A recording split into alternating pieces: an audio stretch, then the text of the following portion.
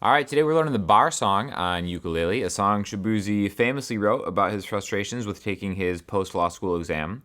But it's only really 4 chords and a cool strumming pattern. This might be a little different than how you've seen it before. I think this is the easiest way to play it. We'll go over both ways. Basically, the whole thing sounds like this.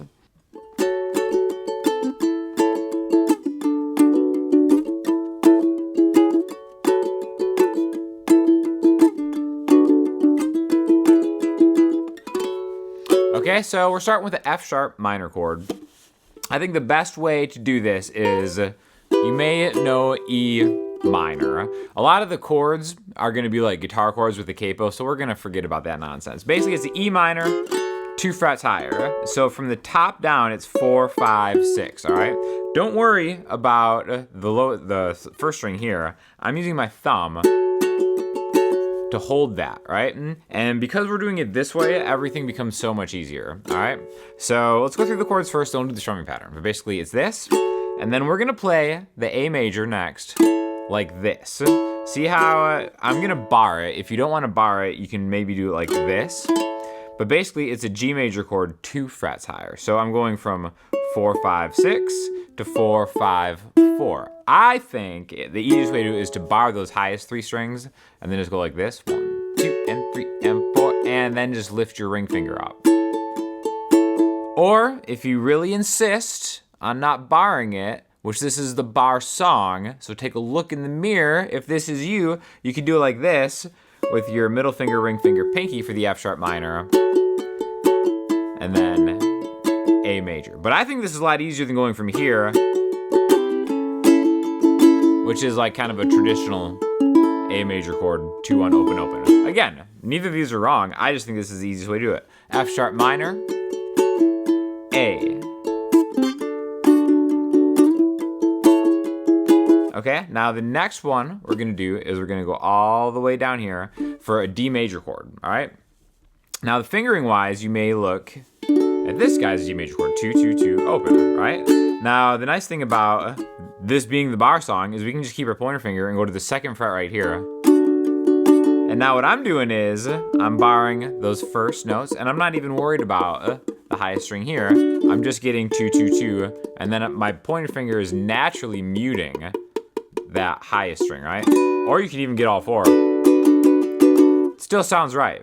So the nice thing is we kind of keep this form intact for the F sharp minor, the A, D, and then we're gonna go back to this A, and then to get the E. So A major, E major. So the chords are F sharp minor, A major, D major, E major, A major. All right, now the strumming pattern is what's important because those last 2 chords share a bar. So what I mean by that is a bar is 4 counts generally in most songs, right? So 1, 2, and 3, and 4, and that's gonna be the strumming pattern, all right? Now if you notice how I'm doing it, 1, 2, and 3, and 4, and the 2 and the 4 are getting a little extra oomph, right? 1, 2, and 3, and 4, and 1, 2, and 3, and 4, and the 2 and the 4 are like that bouncer just throwing you out of the bar. 3 a.m. Last call, get out of here. 2 and 4, 1, 2, and 3, and 4, and down, down, up, down, up, down, up. Better to count it musically than go directionally, right? And I think that sounds better than something like that where you're just kind of all over the place. So again, 1, 2, you see that 1 count. I'm really just kind of hitting the middle 2 strings. I'm just aiming for the middle 2. Doesn't have to be just those 2, but 1, 2, and 3, and 4, and 1, 2, and 3, and 4, and 1, 2, and 3, and 4, and remember 1 bar each. So F sharp minor, 1, 2, and 3, and 4, and A, 2, and 3, and 4, and D, 2, and 3, and 4, and A, E. Okay?